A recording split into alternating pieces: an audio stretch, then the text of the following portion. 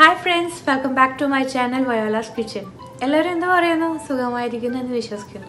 ഇന്ന് നമ്മൾ ഉണ്ടാക്കാൻ പോകുന്നത് റൈസ് ബോൾസ് ആണ്. വളരെ ഈസിയും വളരെ സിമ്പിളും വളരെ ടേസ്റ്റിയും ആയിട്ടുള്ള ഒരു ഡിഷാണ് ഇത്. ഇപ്പോൾ നമ്മുടെ വീട്ടിൽ ബാക്കി വന്ന ചോറ് കൊണ്ടൊക്കെ ഉണ്ടാക്കാൻ പറ്റുന്ന ഒരു എളുപ്പത്തിൽ ഉണ്ടാക്കാൻ പറ്റുന്ന ഒരു സ്നാക്കാണ്.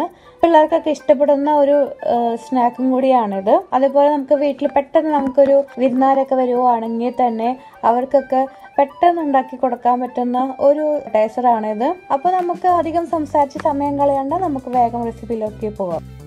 റൈസ് ബോൾ ഉണ്ടാക്കാനായിട്ട് ഞാനിവിടെ എടുത്തിരിക്കുന്ന 2 കപ്പ് ചോറാണ്. ഞാൻ മട്ടരിയുടെ വടിയരിയാണ് യൂസ് ചെയ്യുന്നത്. നിങ്ങൾക്ക് എന്ത് റൈസ് വേണമെങ്കിലും യൂസ് ചെയ്യാം. ആദ്യം നമ്മൾ ചെയ്യുന്നത് എന്താണെന്ന് വെച്ച് കഴിഞ്ഞാൽ നമ്മൾ ഈ ചോറ് നന്നായിട്ട് സ്മാഷ് ചെയ്യാണ്. അപ്പം അതിനുവേണ്ടി ഞാൻ ചോറ് ഇതിനകത്ത് ഇട്ടു. ഈ കൈ കൊണ്ട് നന്നായിട്ട് മാഷ് ചെയ്തെടുക്കണം. ഇപ്പം കൈ കൊണ്ട് വേണ്ടാന്ന് വെച്ച് കഴിഞ്ഞാൽ എന്തെങ്കിലും പൊട്ടറ്റോ മാഷറോ അങ്ങനെ എന്തെങ്കിലും വെച്ചിട്ട് മാഷ് ചെയ്താലും മതി കേട്ടോ. ഇപ്പൊ നന്നായിട്ട് മാഷ് ചെയ്ത് കഴിഞ്ഞു. പിന്നെ ഞാൻ 1/2 കപ്പ് സവാള അല്ലെങ്കിൽ ഒരു കുഞ്ഞ സവാള ഇതിലേക്ക് ചേർക്കണം.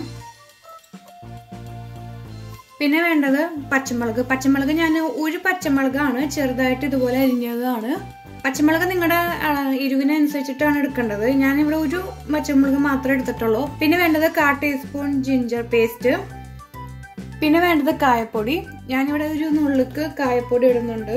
1/4 ടീസ്പൂൺ മഞ്ഞൾപ്പൊടി, 1/4 ടീസ്പൂൺ ഗരം മസാല, ഉപ്പ് ആവശ്യത്തിന്.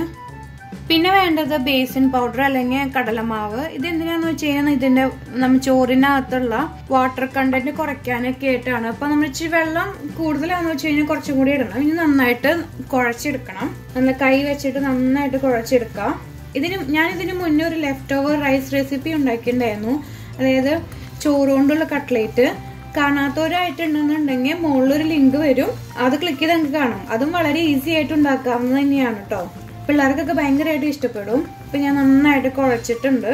ടൈപ്പ് നന്നായിട്ട് കുഴഞ്ഞിട്ടുണ്ട്. നെക്സ്റ്റ് നമുക്ക് നെക്സ്റ്റ് ഇത് കുക്ക് ചെയ്തെടുക്കാം. ഇത് കുക്ക് ചെയ്യാനായിട്ട് ഞാൻ ഉണ്ണിയപ്പം ഉണ്ടാക്കുന്ന ആ ഒരു പാത്രമാണ് യൂസ് ചെയ്യുന്നത്. അതിനകത്ത് ഞാൻ വെളിച്ചെണ്ണ ഒഴിച്ചിട്ടുണ്ട്. വെളിച്ചെണ്ണ നന്നായിട്ട് ചൂടായിട്ടുണ്ട്. ഇനി ഇതിലേക്ക് നമ്മൾ കുറേശ്ശെ ഒരു കുഞ്ഞു കുഞ്ഞു ബോളായിട്ട് നമ്മൾ ഇതിനകത്ത് ഈ റൈസ് ബോൾസ് ഇട്ട് കൊടുക്കുവാണ്. അപ്പം എല്ലാ ബോൾസും ഞാൻ ഇതിനകത്ത് ഇട്ടിട്ടുണ്ട്. ഇനി നന്നായിട്ട് ഇത് കുക്ക് ചെയ്യണം. കുറച്ച് കഴിയുമ്പോൾ നമ്മൾ ഇതൊന്ന് തിരിച്ചിട്ട് കൊടുക്കണം.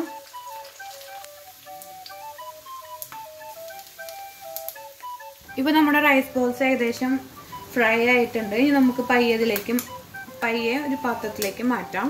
ഞാനൊരു പേപ്പർ വെച്ചിട്ടാണ് മാറ്റുന്നത്. അപ്പം എണ്ണ ഉണ്ടെങ്കിൽ വെച്ച് കഴിഞ്ഞാൽ എണ്ണ അബ്സോർവ് ചെയ്യാൻ വേണ്ടിയിട്ടാണ്.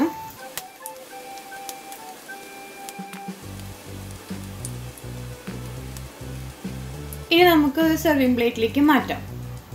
വളരെ ഈസിയും വളരെ സിമ്പിളുമായിട്ടുള്ള ഒരു റെസിപ്പിയാണിത്. ഇപ്പം നമ്മുടെ വീട്ടിൽ ലെഫ്റ്റ് ഓവർ ചോറ് ഉണ്ടെങ്കിൽ അതുകൊണ്ട് ഉണ്ടാക്കാവുന്ന ഒരു അടിപൊളി സ്നാക്കാണ്. പിള്ളേർക്കൊക്കെ കൊടുക്കാൻ പറ്റിയ ഒരു 4 മണി പലഹാരം കൂടിയാണ്. വളരെ കുറച്ച് ഇൻഗ്രീഡിയൻസേ ഉള്ളൂ ഇതിനകത്ത്. വളരെ ടേസ്റ്റിയുമായിട്ടുള്ള ഒരു റെസിപ്പിയാണിത്. അപ്പോൾ ഇതെല്ലാവരും ട്രൈ ചെയ്ത് നോക്കണം. അപ്പോൾ വീഡിയോ ഇഷ്ടപ്പെട്ടാൽ ലൈക്ക് ചെയ്യാനും ഷെയർ ചെയ്യാനും കമൻറ്റ് ചെയ്യാനും ഒന്നും മറക്കരുതേ. അതുപോലെ തന്നെ നിങ്ങൾ ആദ്യമായിട്ടാണ് എൻ്റെ വീഡിയോ കാണുന്നതെങ്കിൽ സബ്സ്ക്രൈബ് ചെയ്യാനും മറക്കരുത്. തൊട്ടപ്പുറത്തൊരു കുഞ്ഞു ബെൽ ബട്ടൺ ഉണ്ടാവും, അതും കൂടി ക്ലിക്ക് ചെയ്തേക്കുക. അപ്പോൾ എൻ്റെ വീഡിയോ അപ്ഡേറ്റ്സ് നിങ്ങൾക്ക് കറക്റ്റായിട്ട് കിട്ടും. പുതിയൊരു കിടു റെസിപ്പിയുമായി നമുക്ക് പിന്നെ കാണാം. അതുവരയ്ക്കും ബൈ.